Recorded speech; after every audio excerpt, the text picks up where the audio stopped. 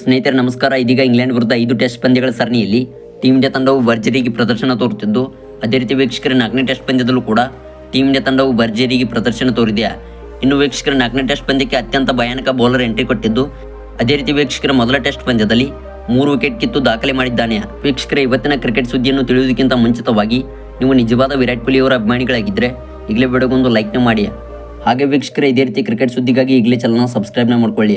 ವೀಕ್ಷಕರ ICC test ವಿಶ್ವ championship ಟೂರ್ನಿಯ 3ನೇ ಭಾಗವಾಗಿ ನಡೆಯುತ್ತಿರುವ ಈ ಸರಣಿಯು 5 ಪಂದ್ಯಗಳ ಸರಣಿಯಲ್ಲಿ ಇದೀಗ ಭಾರತ ತಂಡವು 2-1 ಅಂತರದಿಂದ ಮುನ್ನಡೆ ಪಡೆದುಕೊಂಡಿದೆ.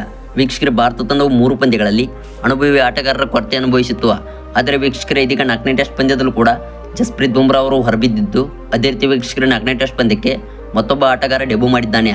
ವೀಕ್ಷಕರ ಇಂಗ್ಲೆಂಡ್ ವಿರುದ್ಧ ನಡೆಯುತ್ತಿರುವ 5 ಪಂದ್ಯಗಳ ಟೆಸ್ಟ್ ಸರಣಿಯಲ್ಲೂ ಕೂಡ ಭಾರತ ತಂಡವು ಹೊಸ ಆಟಗಾರರಿಗೆ ಅವಕಾಶ ಕೊಟ್ಟಿದ್ದು, ಅದೇ ರೀತಿ ವೀಕ್ಷಕರೇ ಅವಕಾಶವನ್ನು ತೆಗೆದುಕೊಂಡು ಎಲ್ಲ ಆಟಗಾರರು ಭರ್ಜರಿಗೆ ಪ್ರದರ್ಶನ ತೋರಿದ್ದಾರೆ.